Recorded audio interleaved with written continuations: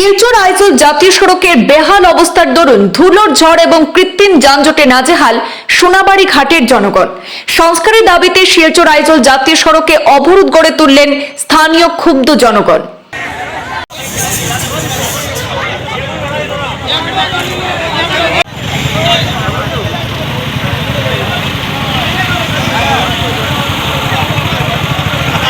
দীর্ঘদিন থেকে জাতীয় সড়কের বেহাল অবস্থা সোনাবাড়ি ঘাটে।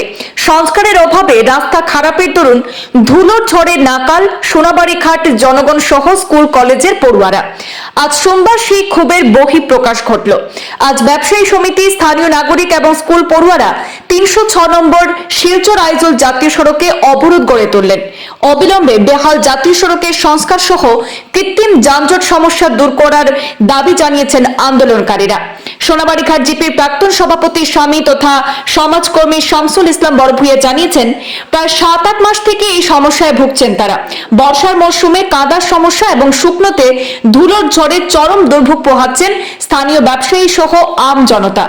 স্থায়ী সমাধান না হলে এই গণ আন্দোলন আরও তারা অব্যাহত রাখবেন বলে এবং আন্দোলন আরও তীব্র করবেন বলে হুঁশিয়ারি দিয়েছেন।